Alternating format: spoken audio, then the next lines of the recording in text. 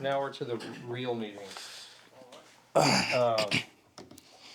So I one day found this guy on Facebook with some amazing deal that he had already sold. Just a minute ago. I was too late. Right. It's a good tactic if you're trying to build a buyer's list. But he actually had deals. I wish I got one in my own neighborhood.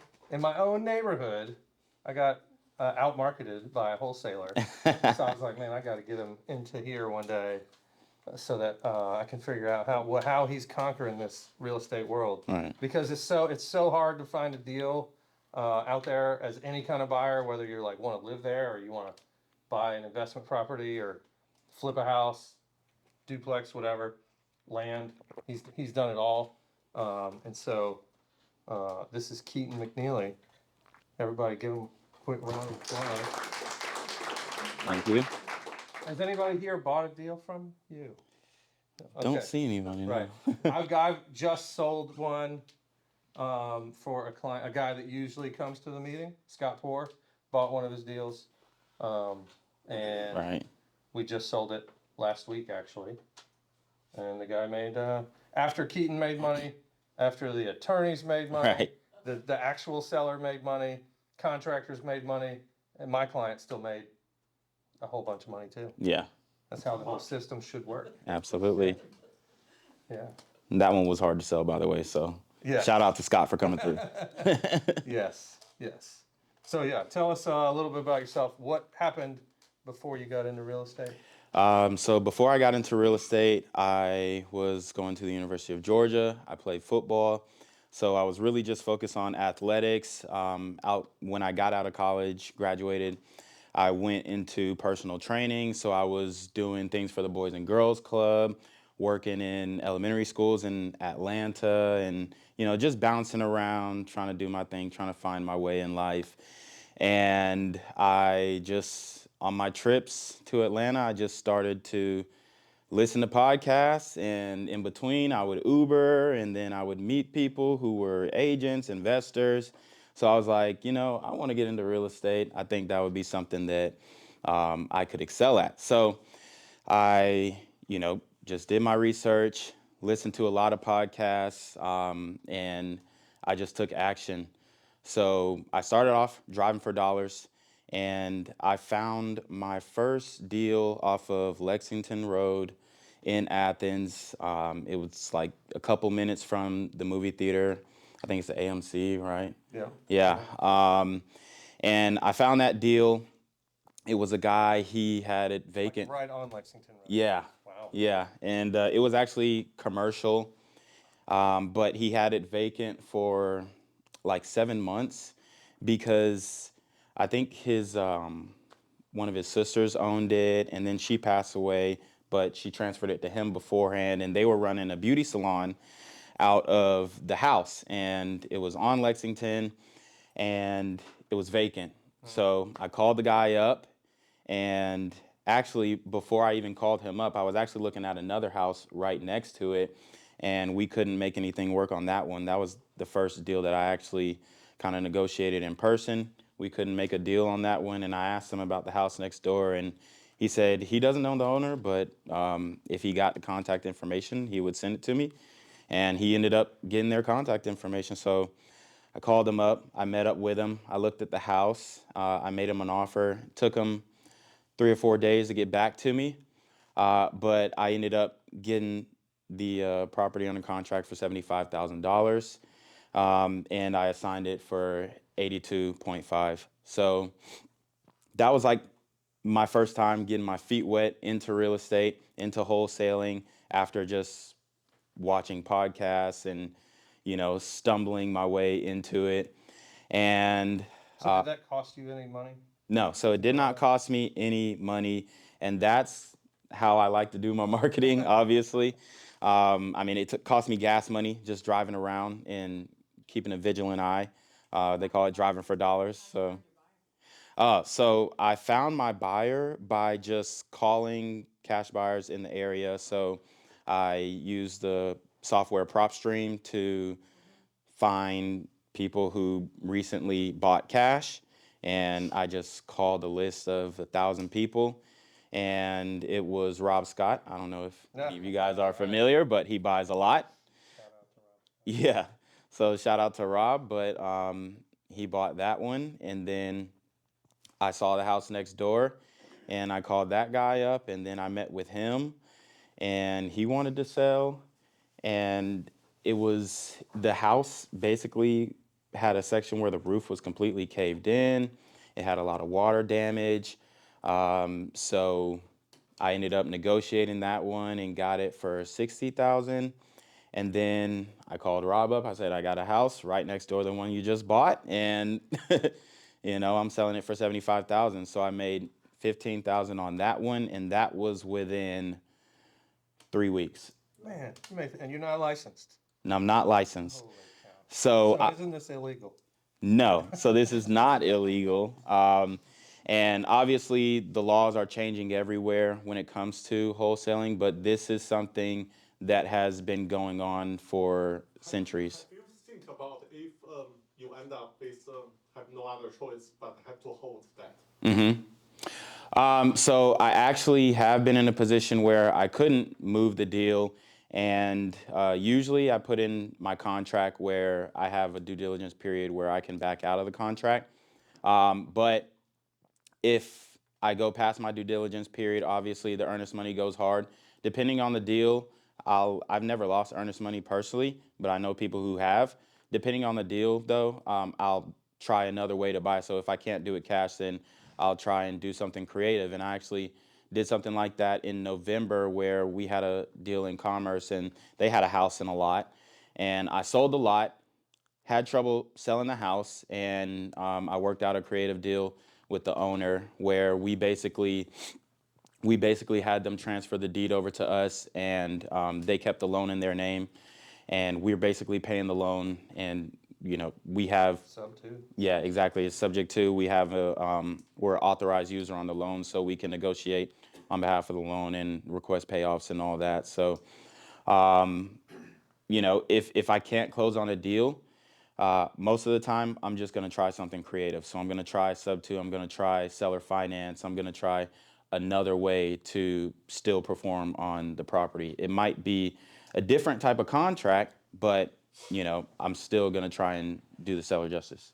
So are you cold calling people so you don't have to spend money on like mailers or anything, or Facebook ads, or just cold calling? Or So yes, I am cold calling. Most of mine are not cold. They're actually warm leads that my agents call. So I have a team of virtual assistants, and I also have a virtual assistant business. So if you guys need a virtual assistant, let me know. We hire them, manage them, all that stuff. But I have my virtual assistants calling all day. We're in a group message, and they're calling, they're sending leads. I'm comping the leads, and then I call the leads up, and I do acquisitions. So that keeps you A2P compliant? A2P? Yeah, for cold calling. You don't have to worry about that until you get in trouble. I mean, so like on that first, I haven't had any problems, but if You're talking about texting. Yeah. yeah, so I don't text anymore. I used to text. I don't text anymore. I just cold call. But as far as like compliance, if somebody says, "Hey, don't call me again," we put them on a do not call list. So that's our DNC list. We don't call them ever again. So. what about that first deal? Was that you cold calling cold leads, or was it The first deal, I drove by the house. Well, I actually had an appointment at the house, and then I saw the house next door. And then I just searched their contact information and called them up. right? Do you use like a title like company at all? Yeah, so I do all my closings at Quarterman Hodson in Watkinsville. So local. What are their fees like usually on like if you close a deal? So it depends if I close it straight up or do a double close, but I'm pretty sure it's like $750, something like that. You usually get the buyer to pay that. Yeah, buyer pays closing costs. So I have been doing this since 2018, so about 6 So you years. graduated college and then started learning, and then did your first deal right away? Yeah, so So from the day you said, I'm gonna learn about real estate, until you actually closed your first deal, how long was it? that was 6 months. I had a little bit of analysis paralysis where essentially I was learning, and I never took action. But, listening to podcasts gave me the confidence to say, hey, I need to take action. I need to, do something with all the knowledge that I am gaining. And yeah, it once I started learning, I was doing a lot of podcasting, and then I took action. And Did you join like a group or something? no, I was just YouTube University. Yeah. Yeah. So what would Massive you tell action. your 2018 self starting out that you know today? Hit the phones, man. Hit the phones. If you have a car, drive around, drive for dollars. If you don't have any software or apps or anything like that, put it in an Excel sheet, Google Sheets, but get some lead flow. Build a list and call it and hit it hard, and go back to it when you think it's dead. Just stay consistent. Yeah. Do you want to share, like, is there anything that you specifically target now? Yes. So I target tired landlords. I target out-of-state owners, absentee owners, obviously vacant land, anything really commercial.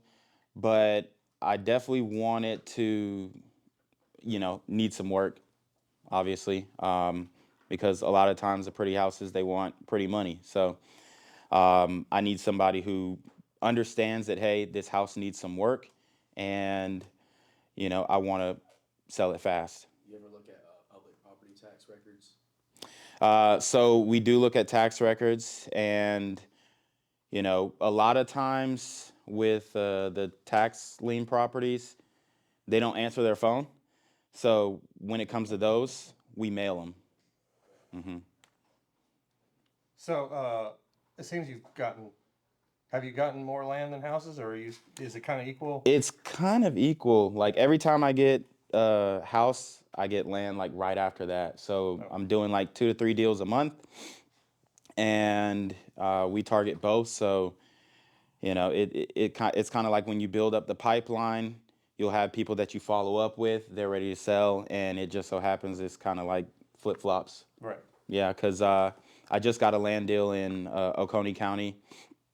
It's like 4.86 acres, had 2 mobile homes on it. The guy was tied up in projects he wanted to sell. So we ended up getting that one assigned a couple days ago. But to me, I would consider it land because the mobile homes are I think I saw really somebody else damaged. marketing that already. Yeah, I actually had it with a wholesaler. Oh, And then he came with a buyer, and I gave him a fee, and boom. all right. Yeah. This is a little off topic, but if you were to do it again, would you go back to college? So Would you finish? Like, would you go So I love playing football. So yes, I would go to college to play football. As far as like me giving advice to somebody else, I mean, you can do both. When I was in college, I was focused on football, but a lot of students obviously were not student athletes. So there's a lot of time. Everybody got the same 24 hours. So you can earn your degree and still cold call. It's a lot of guys who do it. So I would never, say, hey, don't go to college, because I love my college experience and I still have connections that I built from college that help me in my business today. But yeah, I would say, go to college and cold call, and college towns are really good for wholesaling. So you have a revolving rental market, and you have a lot of tired landlords who rented to frat boys and they trashed the property or something, and now they need to sell really quickly. So, yeah. Where are you getting your list from? So I get my list from PropStream, and then I also have virtual assistants who do list sourcing. So they'll go to public records, and that's where we get a lot of our vacant lots, because it's easy to say, hey, this one is vacant. There's, no house on it. So we get a lot of vacant lots from public records. But yeah, PropStream is the main source. Where do you get your VAs from? So, VA business? so I have a VA hiring business, and I pretty much I hired my VAs 2019, and I hired them from this guy whose course I bought. His name was Antoine Campbell, and he does a lot of deals in the DMV area. So I pretty much signed up for his program and his course, and his course came with 2 virtual assistants. So I'm still with one of them now. The other one, she basically had other things that she had to do. But one of those guys that I hired from that other company, he's been with me since day one. He sources all of my virtual assistants, so he makes sure that they're vetted. And originally we were doing a lot of Filipino virtual assistants. They have that really thick accent, so we transitioned to Egyptian virtual assistants because they have a really good English accent, and pretty much most, if not all of them, speak English, and they still are good bang for your buck. And the hourly rate? So it ranges between, depending on their skill level and what they're doing, it could be from $3 an hour to $15 an hour. It really just depends. Like my acquisition guy, he's making 15 with commission. But my list sourcers, they're making close to 3 to 5, and they're going out and pulling public records and calling the county and trying to get water shut off lists or condemn lists and stuff like that. So it really just depends on the tasks that you have them doing. But cold callers are going to range between 5 to 7.5. Would you say it's worth it? Oh yeah, it's definitely worth it. It frees up your time. I would say once you get your first deal, hire a virtual assistant. On your first deal, just go ahead, do it, bite the bullet, have them call, and you'll see your lead flow increase immediately. At first, I had 2 virtual assistants, and we were getting probably like 5 to 10 leads a day. And we can get that through you because you have your own company. Yeah, I do have my own virtual assistant hiring company. So, yeah, if you are interested. Do you mind share your monthly overhead? So my monthly overhead it ranges between 8 to 12,500. So spending that on marketing, virtual assistants, lists, direct mail. How would you break that down percentage-wise? Out of curiosity. As far as like the different marketing strategies. So most of it is going to virtual assistants and cold calling. From my experience, cold calling is the most effective. Wow. But what I like to do is kind of funnel my leads. So I used to text. I don't text anymore. But I would start off with a text. Then we would go to cold call. Then if we can't reach them on cold call, we direct mail. So I want to make sure that I'm hitting different people with the first contact with different forms of marketing. So as far as a percentage breakdown, I would say 50% of it goes to cold calling, and I would say about 25% of it goes to list building, and then the other 25 is going to go to my softwares and all those miscellaneous things that paying for gas and just meetups at properties, all that stuff. So You have a website. yes, Yeah. yeah. So my website is realhungryproperties.com. Okay. That's my company If you're name. a buyer and you're not on his list, how do you get on that site? Right. So I do have a sign up form on the website. So What was that website called? realhungryproperties.com. So if you are a buyer and you're looking for deals, we have a web form that you can fill out to sign up for my buyers list. Buy and hold by yourself. Yes. So I have 2 townhomes in Sandy Springs. We're actually looking to sell one of them. But so I also have, I got 2 in South Georgia and Millen, Georgia. And then I also have 2 in Athens. So I do buy and hold as well. Is that called cherry picking? Yeah, so I get a lot of lead flow and I get a lot of deals that I look at. And the ones that I feel I could make the most money on and then have that long-term wealth building, I'm going to close on those myself. Does most of your advertisements, is it through bandit signs or? No, so most of my advertising is through cold calling.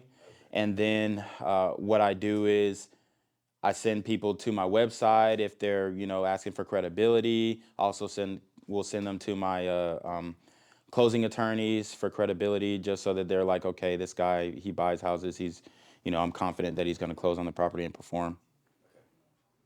So you've mentioned podcasts quite a bit. Give us your top 2, 3.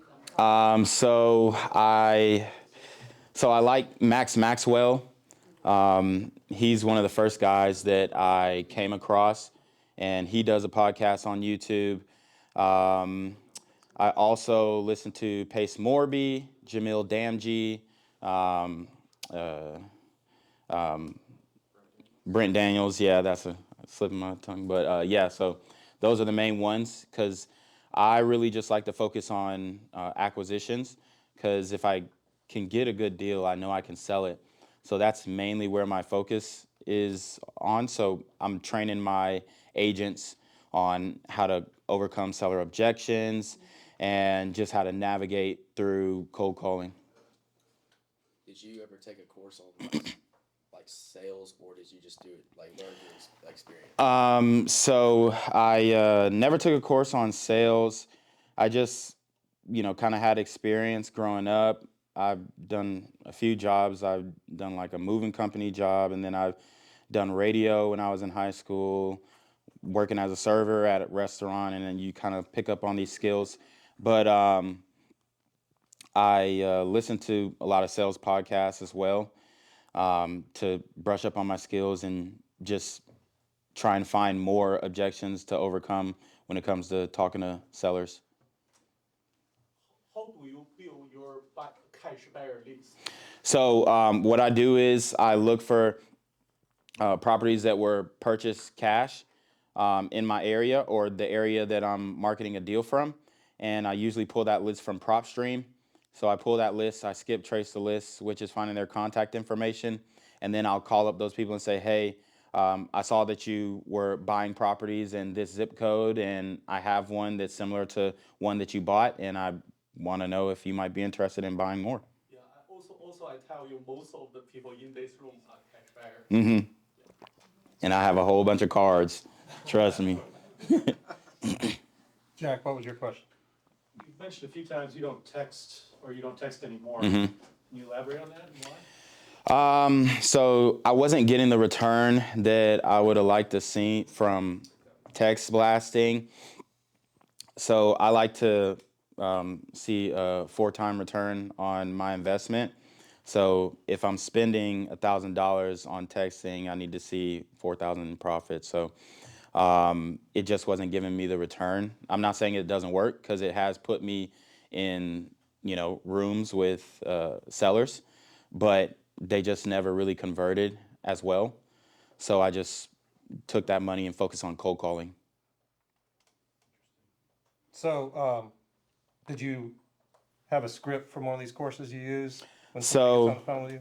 So basically, I wrote my own script from basically the objections that I was used to facing.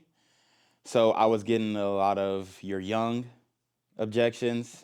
How do you have the money objections? So I wrote my own script, and then I have. How do they know you're young? So when I meet up with them, yeah, they're like, "Oh, you're pretty young," But How do you handle that objection? so I mean, I just say, if I was 19 and I had the money, would you still sell the house to me? He said, yeah. There you go. Does anybody ask you straight up, are you going to try to wholesale this? So sometimes people will ask, and I just say I don't know what I'm going to do, because I genuinely don't know what I'm going to do. There's so many different avenues that you could attack the sale on. So I might buy it for myself. I might wholesale one. I might do something creative. But if they're just adamant I don't want it to be wholesale, then I'll double close on it. But before you make offer, you do inspection? Mm-hmm. Yes, ma'am. Yourself, or you have an inspector? So I do the inspection myself. I go in, I take pictures, and then I do a rough estimate. I'll send it to a couple of my contractor friends and give a rough estimate on the repairs. But usually you can kind of eyeball it. I like to do it from, I would say, a light repair is like 10 to 15. Medium repair is like 25 to 30, and then a heavy repair is anything over 45, 50. So I kind of like to bracket it like that. And then if it's a heavy repair, then I know I need to be super low. You said double close. Does Alex allow you to use the buyer's funds to double close? So sometimes I do use the buyer's funds to double close, and then sometimes I'll use my own.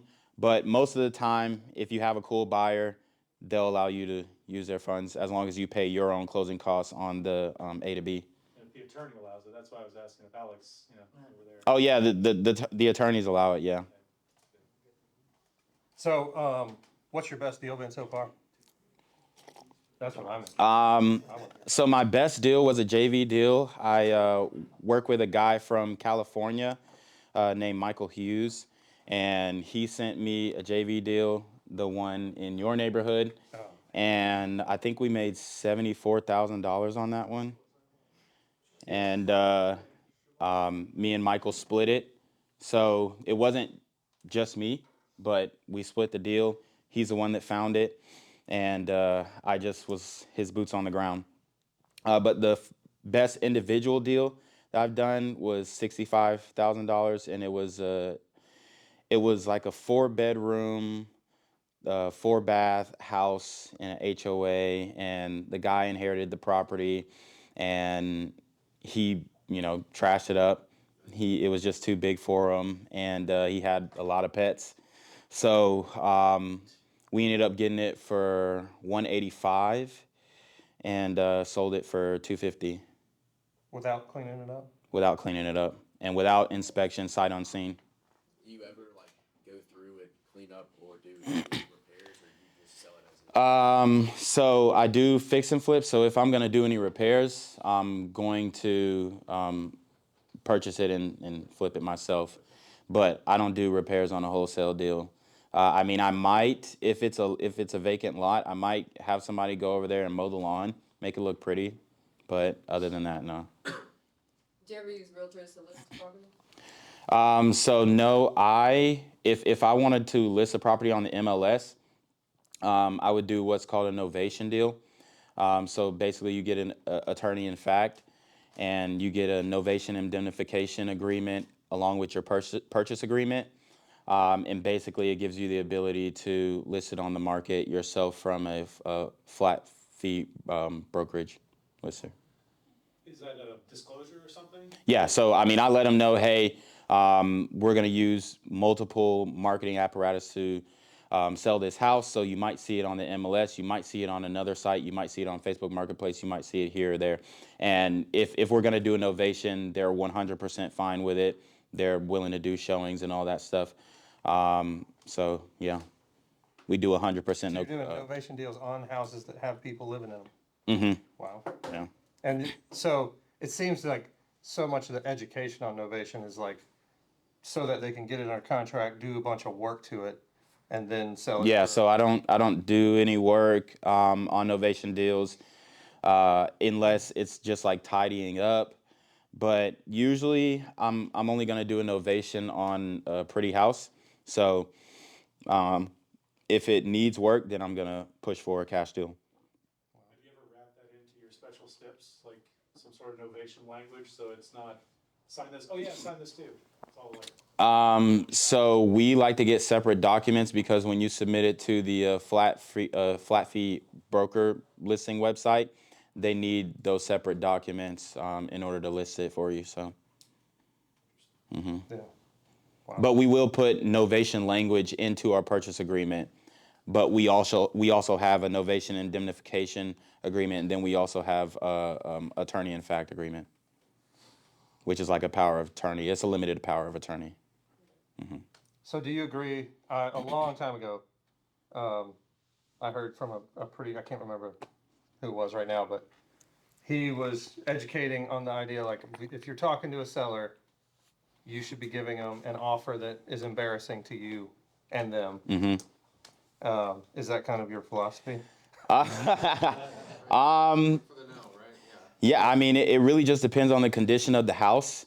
And that's what I always explain to the seller. I let them know up front, hey, since we're paying cash, we're closing quick, and we're paying the closing costs, then we're going to give you an offer that's gonna, be fit. So, um, like if I give an offer and then the seller is just like, if they have like a bad reaction to the offer, usually I preface this with, don't hate me when I give you this offer, but it's a starting point for me. And, everything is negotiable. Even when we go under contract, it's still negotiable. So if you have something that you have concerns with, or you want to add something, we can easily do an addendum.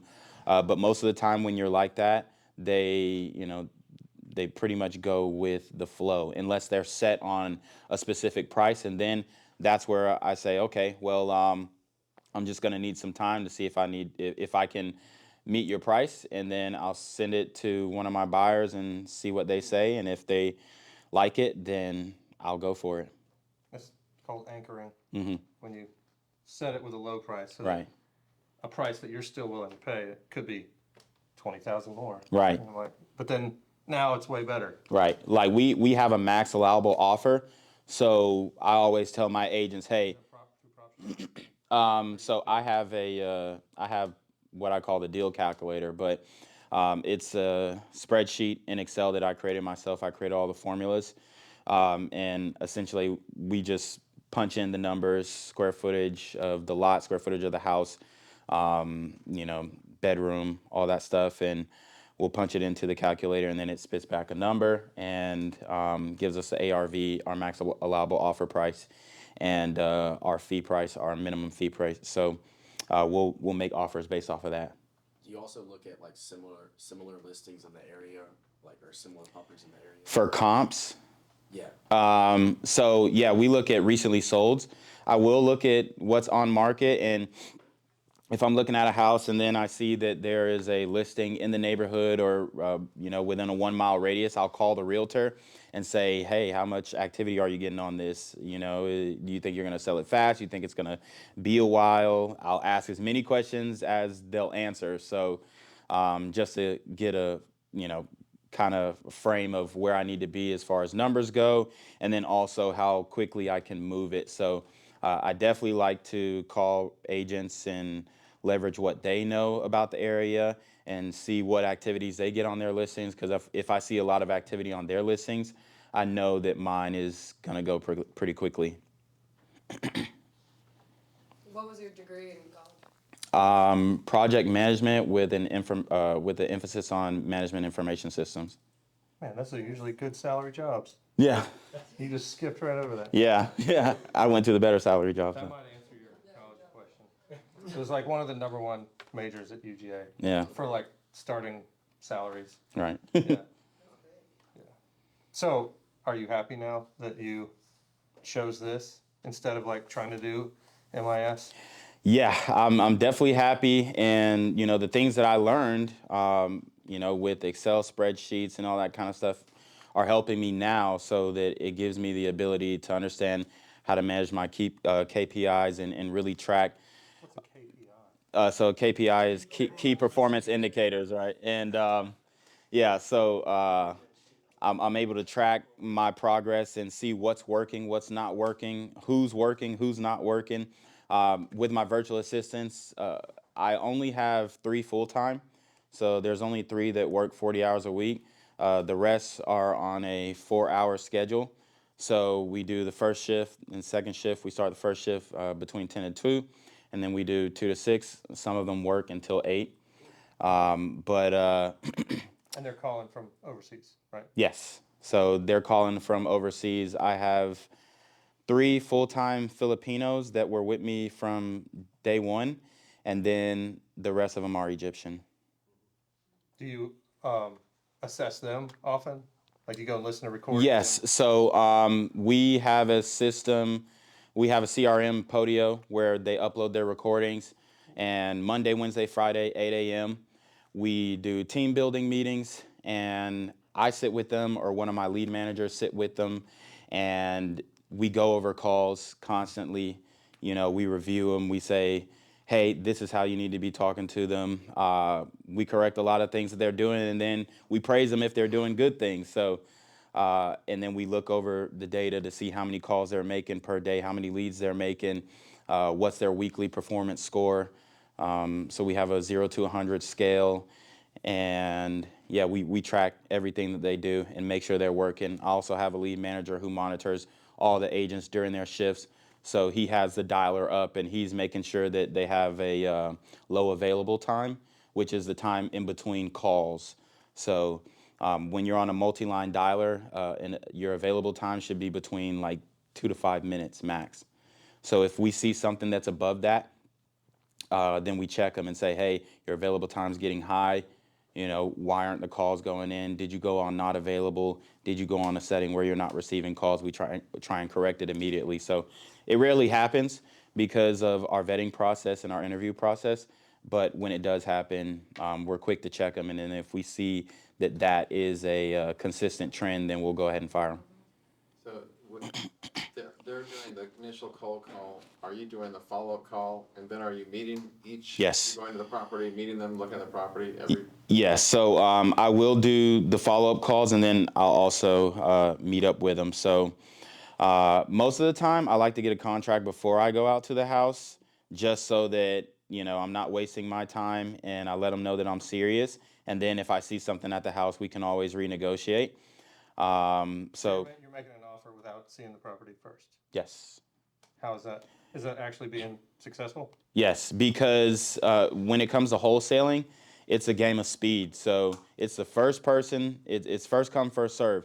So if you don't lock it up, somebody else is. If I'm you know, wasting my time and trying to say, hey, can I meet up to see the house? Can I meet up to see the house? Can I meet up to see the house? Sellers are really protective of their homes, so they're not going to let you come just into their house unless they have something on paper and they get to know you a little bit. So I like to build a rapport on the phone.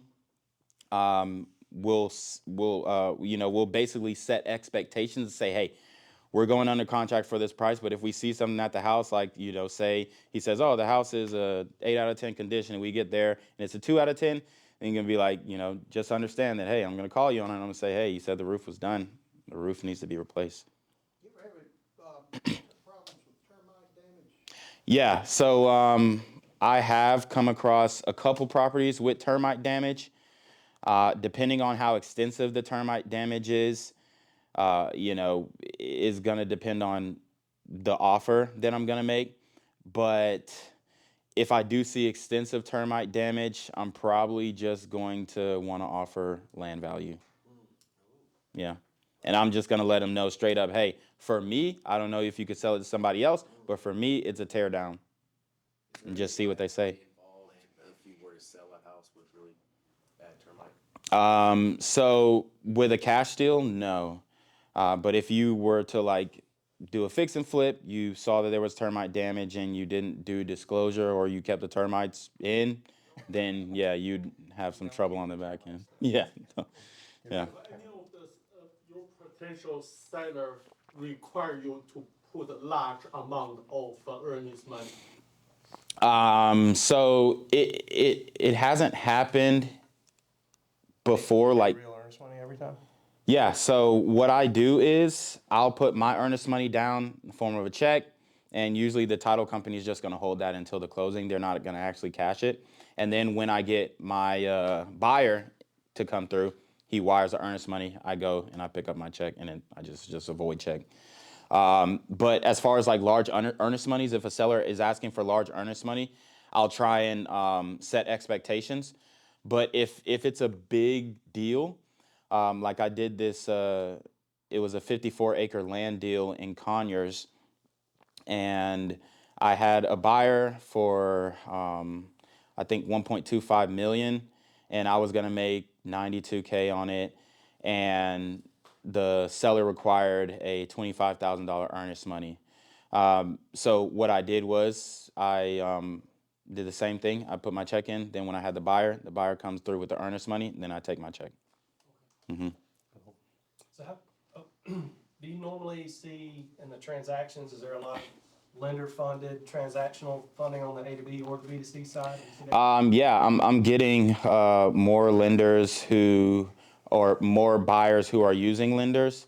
So I'm doing a deal now where the buyer is using Kiavi, and Scott used that. yeah, so they're pretty good lenders, and they understand wholesaling, and they'll lend on wholesale deals.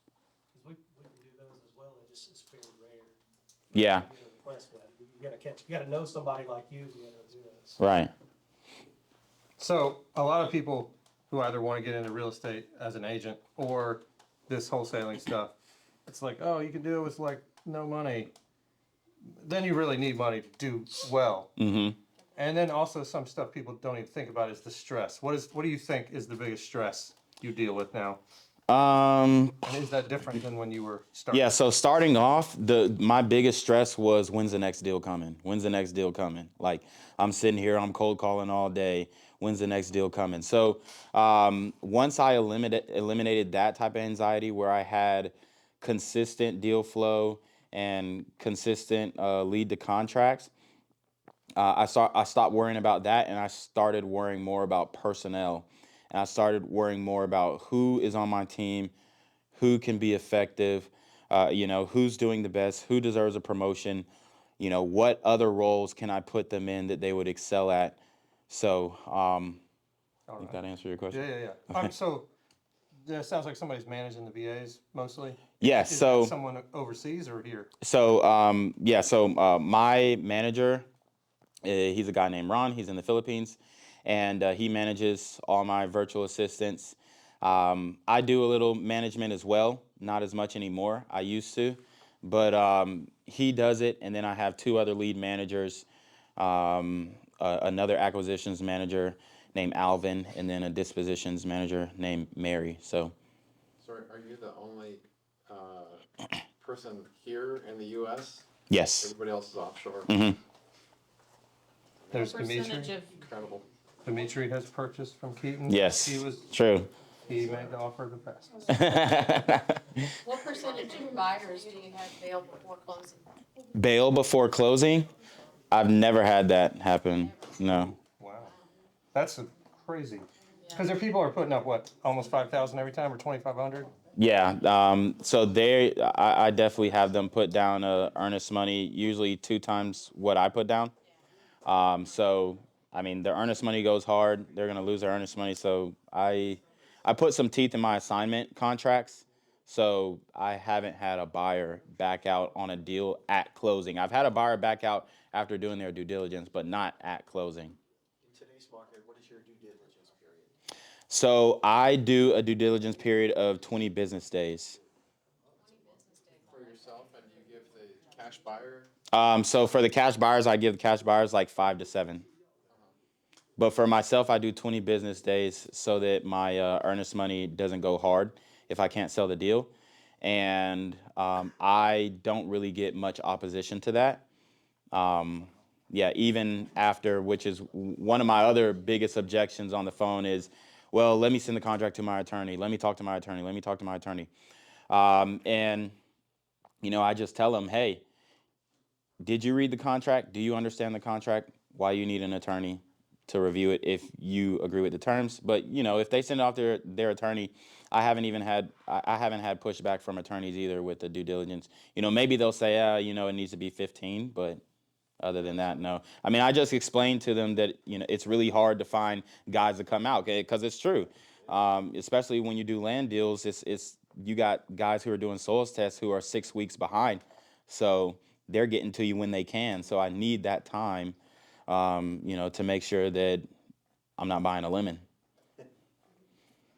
Did you write your own contract, or Yeah, really that was- like super simple? Like it's not like So I have a 7-page contract, but it is pretty simple. I had Alec Hodson write it for me, but yeah. And then I just kind of remix it a little bit. Are you calling like apartment owners or commercial? So I do go after anything, honestly. I go after multifamily. I go after commercial. I've sold commercial deals. I've sold multifamily. It's really just, anything that I can get for a good deal. Yeah. How about mobile homes? Yes, so I actually just did a mobile home deal in Maysville, Georgia, and we made 42,500 on it. So it was a pretty good deal. We went through a lot to get the title. We had to do a certificate of bonded title through an insurance company, and then we had the mobile home had a lien on it, but the company that owned the lien went out of business. So we had to go through the Secretary of State to contact them, and it took months before we got anything back. And we sent mail to the previously owned business address, and that mail bounced it went to Massachusetts, it went all around the country, and then it finally made it back to the Secretary of State's office, and we were able to clear the lien and close on the mobile home, and I think it was 90 days to close. A lot of liens on your properties that you're going for? Yes, so we like to go for high equity properties, but with the low equity properties, depending on like the seller's situation, you will have a lien that is obviously gonna be something that you're gonna need to clear. But most of the time, we don't have trouble clearing the liens. It was just with this one in particular, the company had dissolved, so we had to show the tag office, because with mobile homes you have to go through the tag office for the title. Essentially, we just had to show them that we made an effort to reach out to the company to clear the lien. So. Have you ever had a seller try to back out Mhm. during contract? Yes, so I have gone on a contract with a seller, and the seller backs out. Most of the time, I put a clause in my contract to say, hey, if you back out or for non-performance, you pay a fee. Most of the time, I'm not gonna try and collect that fee because I don't want to be an a-hole, right? But sometimes if it's just like an egregious thing, like we're under contract for 30, 45 days and they want to back out, then I will have them pay a fee if they want to back out. And usually they're like, oh, nope.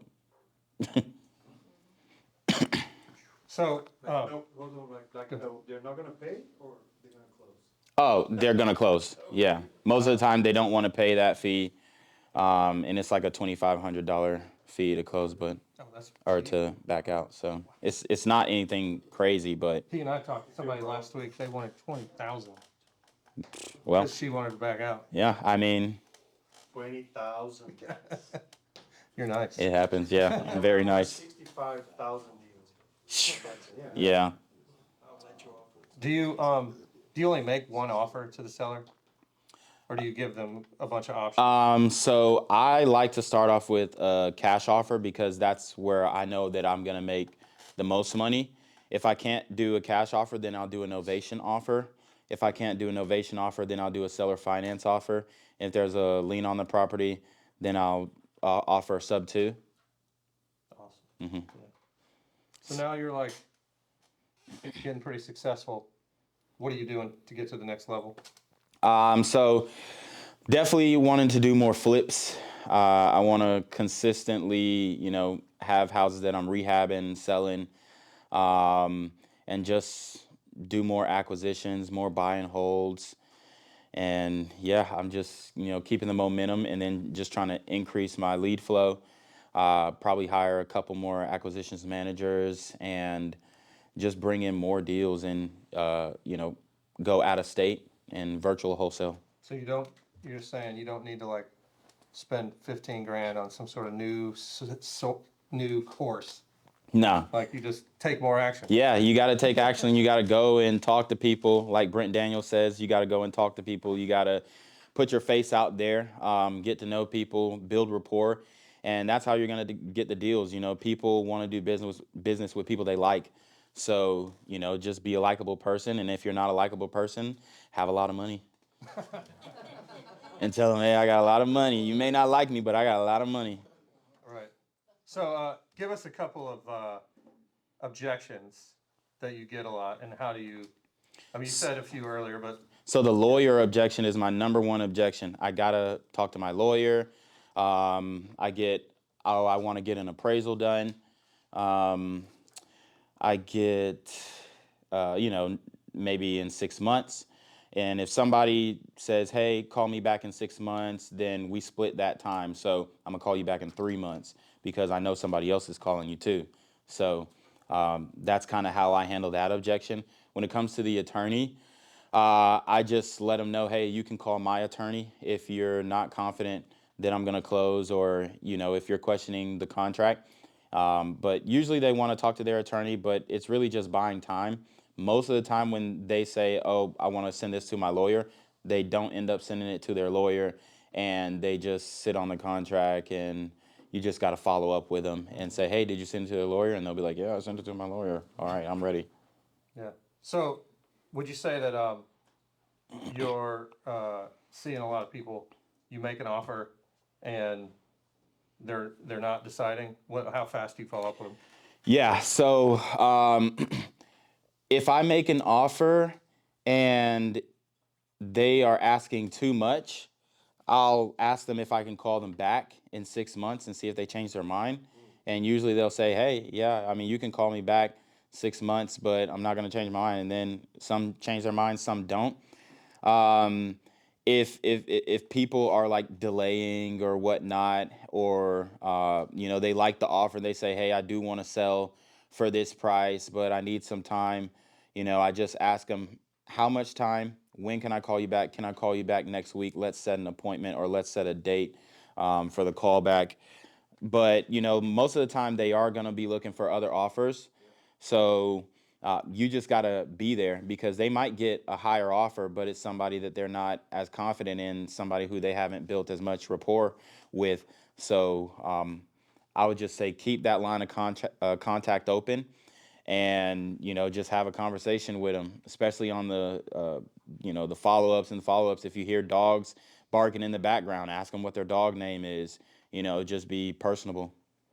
Would you say there's like a huge majority of these are people that are in some distress or divorce or inheritance or a bad shaped house? Yeah, so I'm seeing it's mixed. There's a lot of people who just want to get out, or want to move from where they're at, especially in Atlanta. I see a lot of people just wanting to move really quickly.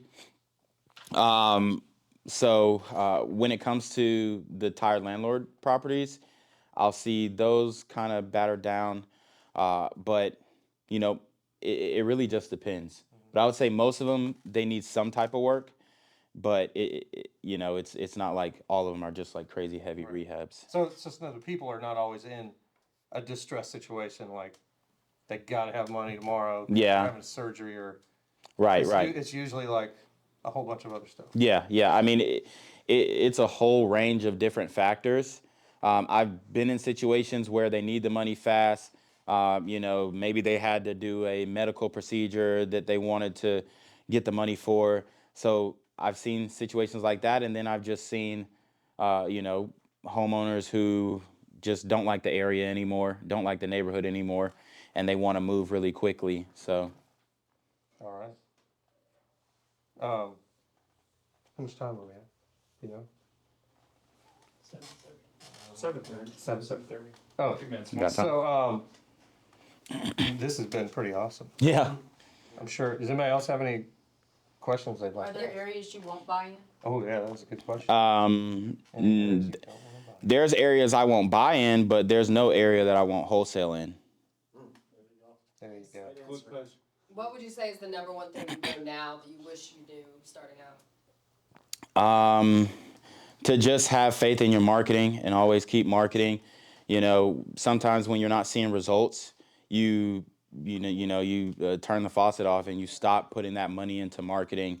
But you just got to stay consistent on your marketing and just have faith that you're going to convert. And then, don't fumble when you get the ball in your hands, So your best source is cold calling. Mm-hmm. And how much direct mail are you doing? So I'm doing between 1,000 to 2,500 pieces a month. Wow. Yeah. Postage went up too. Yeah, A couple so weeks ago. I do postcards, and I do it through Ballpoint Marketing. So it's handwritten postcards. So if you want my affiliate link, 15% off, hit me up. Yeah. Oh, how many hours do I work? That's a good question.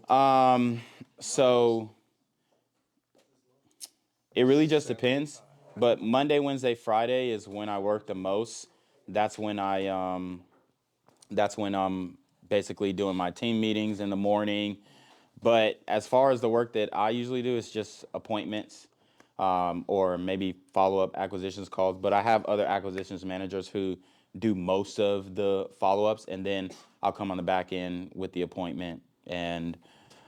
But if I had to say, it's kind of spaced out. Yeah, I would say probably right now 4 hours a day, maybe. It's not work if you don't. You're not fixing up enough houses. Yeah. Like I'm not doing as much footwork as I was when I was building the business, because I've hired so many people. Because back then I was doing the list pulling, I was doing the skip tracing myself, I was doing the cold calling, and I was doing the acquisitions. But once you start building your team, you can pull yourself out a little bit more. So I'm pretty much at the point where I'm going on appointments. I'm doing some follow-up calls, but really I'm trying to build those relationships with my buyers, because those are the guys who get me paid. So I really want to build that relationship more, and I focus on getting buyers more because I know that the deals are coming in. And this may have been asked already, I apologize if it has, because I was a little late. How do you choose the markets to mail to? That question has not been asked. So I only mail to lists that I already pulled and couldn't get in contact with on the phone. Because if I can call you, I'm not going to spend money on the postage. But how I choose my markets, I like to see between 100,000, 500,000 residents within the city. And then I'll also look for the median sales price. And then I'll kind of base where I'm going to dive into as far as a market off of those two things. And then I also look at activity, the average time on market. And then I'd also try and figure out, sometimes you can't find it, but I'll also try and figure out how many off-market deals are being done in a particular city or zip code. So are you sending out a bunch of these deals to people before you market it to your whole list? Oh, yeah. So I have a few very small lists of cash buyers who I'll send my deals to before I send it to anybody. And those are guys who bought, 5 or 10 deals from me before. So I do have like an exclusive list of cash buyers that I'll send my deals to first, especially if I know they're buying in that area, and give them first right of refusal. But, most of the time, if they don't act fast, then I'm going to send it out to my whole list. How much time do you give them? So from when they respond to me, like I'll give them like 24 hours. And I'll just say, hey, I'm going to send it out tomorrow. If you're interested on making the first offer, preferably full price, then I'll accept it from you because you're my guy. Awesome. Yeah. Do you do a walkthrough day? On the properties, a walkthrough. For the buyers, yeah. So sometimes I set up showings, but I like buyers who buy sight unseen. So I'll go myself initially to take the pictures. I'll send the pictures out to my buyers, and if they like it, then I'd rather work with somebody who's going to go sight unseen, because I don't want to, do a showing as if I'm a realtor at a seller's house. Unless it's vacant, then it doesn't matter. But, if it's a tenant in there or if it's owner occupied, then I'm going to be more reserved as to bringing third parties in. But if I am going to do a showing, it's going to be very small group, probably 3 of my top guys are the 3 guys that I'm most confident in, The- guys or gals. Are most of these, the folks that are selling to you, have they been called multiple times by multiple wholesalers? Like, Sometimes they have and sometimes they haven't. It really just depends on, the condition of the property. That's why I like going after high equity because, usually you'll see that they're keeping the property in good condition because they haven't owned it for that long and haven't had enough time to tear it up, I guess. But, yeah. So, or low equity, my bad.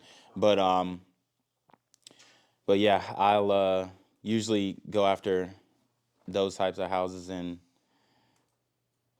Would try you and say make it that, work. Do you keep track in your KPIs, like how many times you gotta, what is your average amount of time you gotta follow up somebody before they accept your offer? Before we go under contract, I mean, it's quite a few, probably between like 5 to 10 times.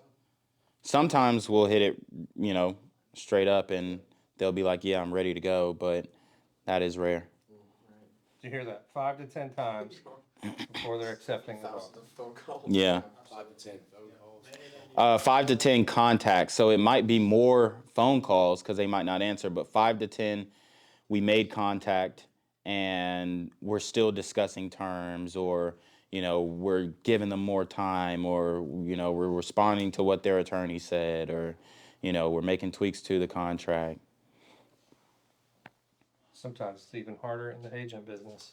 Yeah. Wow. I mean, I followed up with people for like over a year and finally got a deal. One guy did 5 years of follow-up Wow.